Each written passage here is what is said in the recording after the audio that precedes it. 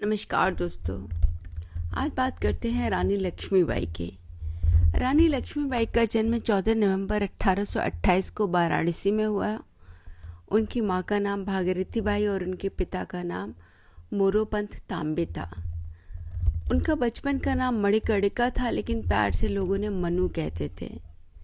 जब मनु केवल 4 या 5 वर्ष की ही थी तभी उसकी मां की मृत्यु हो गई, और चूंकि उस समय पर घर पर कोई इसकी देखभाल के लिए नहीं था, इसलिए मनु के पिता मनु को अपने साथ पेशवा बाजीराव द्वितीय के दरबार में ले जाते थे, जहां सब लोग उसे प्यार से छबीली कहकर बुलाते थे।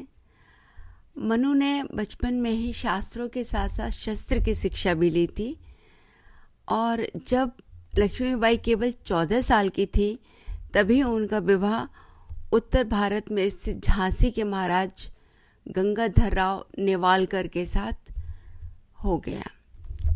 विवाह के बाद उनका नाम रानी लक्ष्मीबाई रखा गया। 1851 में रानी लक्ष्मीबाई ने एक पुत्र को जन्म दिया, परंतु केवल 4 महीने की उम्र में ही उसकी मृत्यु हो गई। इसके बाद रानी लक्ष्मीबाई और महाराज गंगाधर राव ने अपने रिश्तेदार के पुत्र को गोद ले लिया। गोद लिए गए पुत्र के उत्तराधिकार पर ब्रिटिश सरकार कोई दिक्कत नहीं करे, इसलिए उन्होंने ब्रिटिश सरकार की मौजूदगी में पुत्र को गोद लिया था। दरअसल उस समय यह नियम था कि अगर राजा का खुद का कोई पुत्र होगा तो केवल वही उत्तराधिकारी बनाया जाएगा। अगर उसका खुद का पुत्र नहीं है तो उसका राज्य ईस्ट इंडिया कंपनी में मिला दिया जाएगा। इस गोद लिए गए पुत्र का नाम पहले आनंद राव था, जिसे बाद में बदलकर दामोदर राव रखा गया। 21 नवंबर 1853 में राजा गंगाधर राव की भी मृत्यु हो गई। उस समय रानी लक्ष्मीबाई केवल 18 साल की थी। उनके गोद लिए गए पुत्र दामोदर राव की उम्र कम होने की वजह से राज्य का उत्तराधिकारी भी वो खुद बनी। उस समय लॉर्ड डलहौजी गवर्नर था।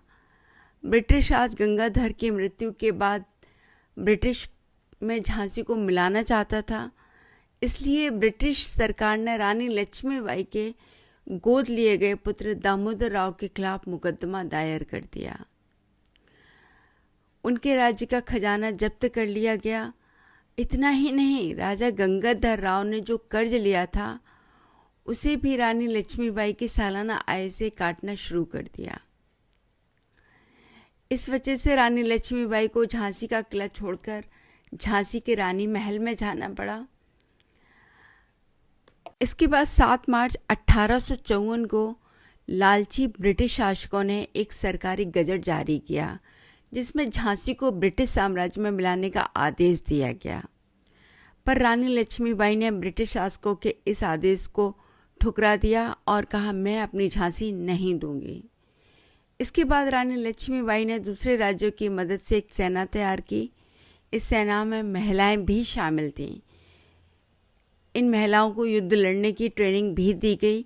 इसके अलावा रानी लक्ष्मीबाई की सेना में गुलाम खान, दोस्त खान, खुदाबख्श, काशीबाई, मोतीबाई, सुंदरमुंदर, लाला बहू बख्शी, दीवान रघुनाथ, दीवान जवाहर सिंह समेत 1400 सैनिक शामिल थे। इसी समय सुअर और गौमांस के कारतूस को लेकर अंग्रेजों के खिलाफ विद्रोह शुरू हो गया था। इस विद्रोह को दबाने के लिए न चाहते हुए भी ब्रिटिश सरकार ने झांसी को रानी लक्ष्मीबाई को सौंप दिया। पर 1857 में ही उनके पड़ोसी राज्य ओरछा और दतिया के राजाओं ने झांसी पर हमला कर दिया, लेकिन रानी लक्ष्मीबाई ने इस युद्ध को बहुत ही बहादुरी से लड़ा और जीत भी लिया। लेकिन 1858 में अंग्रेजों ने सरयूज रोज के नेतृत्व में झांसी पर हमला कर दिया। झांसी को बचाने के लिए वो तात्या टोपी के नेतृत्व में करीब 20,000 सैनिकों के साथ लड़ी, और यह लड़ाई करीब 2 हफ्ते चली और अंग्रेजों ने झांसी पर कब्जा कर लिया। इसके बाद रानी लक्ष्मीबाई तात्या टोपी के पास पहुंची।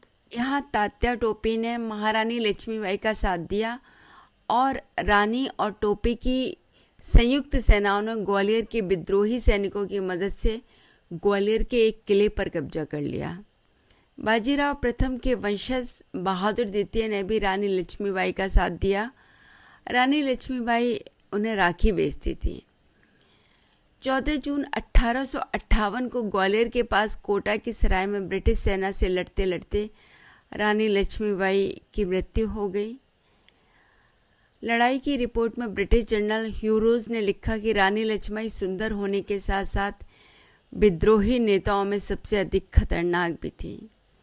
उन्होंने सिर्फ 29 वर्ष की उम्र में ब्रिटिश सेनाओं से युद्ध किया और रणभूमि में वीर गति को प्राप्त हुई। तो ये थी रानी लक्ष्मीबाई की एक छोटी सी कहानी। इसी के साथ इस वीडियो को भी विराम देते हैं। मिलते हैं नेक्स्ट किसी वीडियो में। तब तक के लिए बाय, टेक केयर।